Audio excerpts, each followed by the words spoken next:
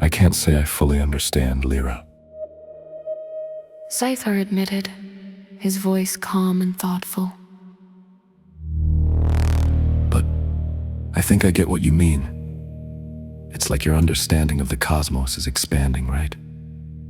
Maybe there's something in it that I can learn, too. I deal in code.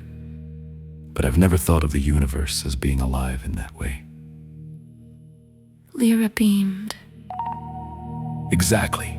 It's like the code of life itself. Zlegork is the ultimate algorithm. Everything follows his patterns, his flow, and everything is constantly interacting, constantly evolving.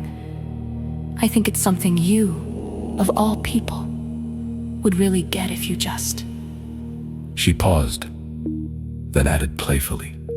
Maybe take a break from your screens for once, and feel the universe around you. Zythar chuckled softly, the corners of his lips twitching upward. You're probably right, Lira. Maybe I've been too focused on writing lines of code and haven't given enough thought to feeling the code of the Matrix. She laughed, and for a brief moment, Zythar allowed himself to drift into the joy of her words. Maybe, just maybe, there was more to life than perfect algorithms and seamless communication systems. Maybe there was room for a little bit of feeling, the kind of connection Lira was describing, a cosmic connection. Next time, Zythar said, you'll have to take me to Cadi Tirp. I'll see this Zlegork myself, even if it's just through a different lens. Deal. Lira grinned. It's the perfect place to unplug and recharge, in every way possible.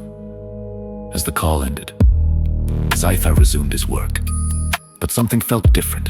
His hands moved over the holographic keyboard, but his mind was still processing Lira's words, opening to the vast, uncharted territories of thought, the code of the cosmos, the algorithm of existence.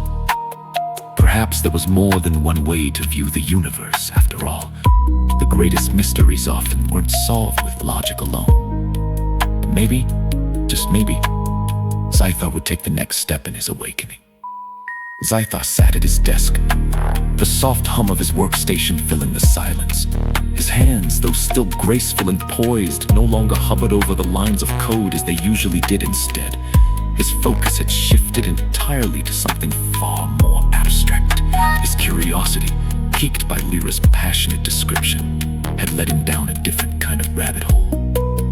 He pulled up his holographic interface, his fingers flying over the virtual display as he dove into research, his eyes glowing softly green, scanned the myriad data sets and archives on the planet. His initial assumption had been that it was just another peaceful spiritual retreat destination, a world designed for introspection and meditation. But as he dug deeper, the mysteries of Cadi Tirp began to unfold in ways that were far more complicated and far more fascinating than he had imagined. Cadi Tirp was unlike any world he had encountered in his studies. It wasn't merely a place of spiritual awakening. It was a living, breathing network of consciousness. The planet's atmosphere, infused with complex chemical compounds, allowed its inhabitants to communicate telepathically. This chemical composition, uniquely abundant on Cadi Tirp, interacted with the neural systems of any sentient species that visited the planet, granting them the ability to connect on a deeper, more profound level. The most extraordinary part, however, was that it wasn't limited to just the people.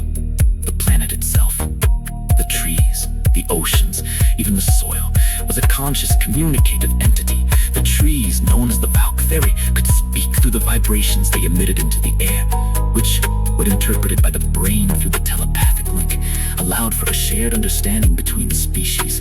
Even the rivers and winds had their own voices, acting as both witnesses and participants in the world's ever-evolving narrative.